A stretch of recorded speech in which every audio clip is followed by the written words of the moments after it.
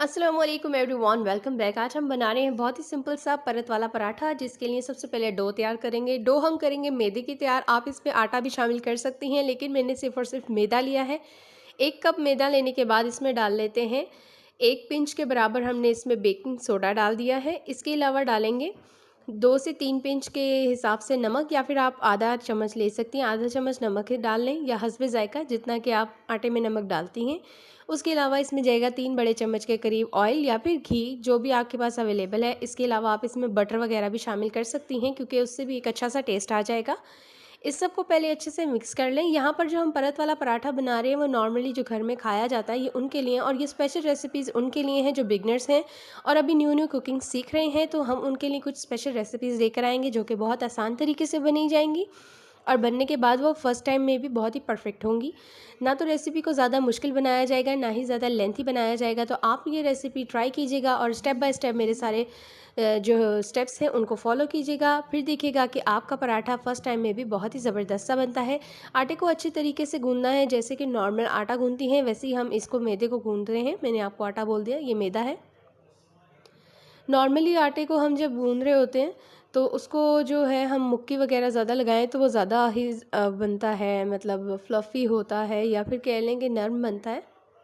तो इसका भी वही हिसाब होता है। थोड़ा सा टाइम ज़्यादा देंगे, मुक्की लगाएंगे और 5 मिनट रेस्ट देंगे। 5 मिनट बाद दोबारा से इसको हमने मुक्की लगाने हैं, यानी कि इसको हम जैसे कि डो गूंदते हैं वैसे करना है। अगर आपको ज़रूरत पड़े तो ऑयल का इस्तेमाल कर सकती हैं। आटा नरम होने तक, मैदा या नरम होने तक आपने इसे अच्छे से गूंदना है। गूंदने के बाद आपने इस पर अप्लाई कर देना है ऑयल। ऑयल हम क्यों करेंगे? ताकि ऊपर जो है किसी किस्म की कोई पपड़ी ना आ जाए, ऊपर से जो लेयर है वो थिक हो जाती है, तो हमने वो नहीं लानी है। अब इसको रेस्ट देंगे, तकरीबन हम देंगे 5 मिनट का, और 5 मिनट तक हम इसे कवर करके रख देंगे एक मोटे कपड़े से, या दस्तरखान से, या दज्जी, या साजी, जो आप इसे बोलना चाहते हैं आप बोल सकते हैं। अब ये देखें आटा कितना नरम बना है। अब इसका एक छोटा सा नॉर्मल सा पेड़ा बना लें, जैसे कि आप लोग रोटी के लिए बनाते हैं। इस पेड़े को बेल लें। बेलने के बाद हमने जो है जो है पराठे का प्रोसेस स्टार्ट करना है। पराठे का प्रोसेस बहुत ही सिंपल है। सबसे पहले एक नॉर्मल सी रोटी बेल लें।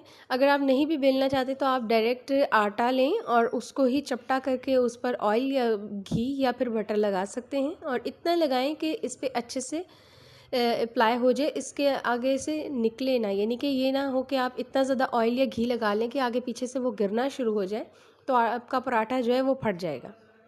अच्छे से लेयर बाय लेयर कर लें जिस तरह से मैंने की हैं। इसके बाद बना लें इसका एक नॉर्मल पेड़ा।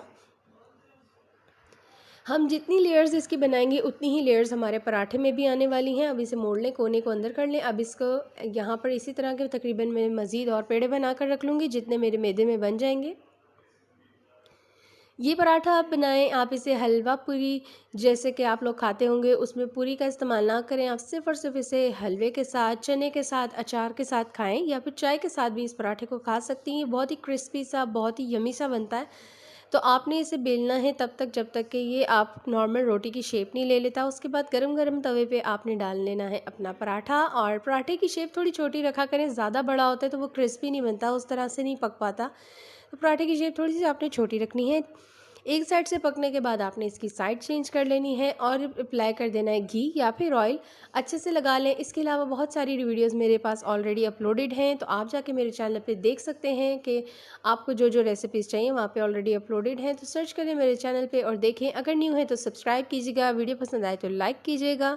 दूसरी साइड से भी पराठे को अच्छे से पकाएंगे, और पकाने के बाद तब तक पकाएंगे जब तक कि गोल्डन ब्राउन नहीं हो जाता और क्रिस्पी नहीं हो जाता और हर कोने से अच्छे से पक नहीं जाता। लीजिए, हमारा गर्मा गर्म पराठा एकदम तैयार है। वीडियो पसंद आए तो लाइक कीजिएगा। Thanks for watching. अल्लाह हाफिज़।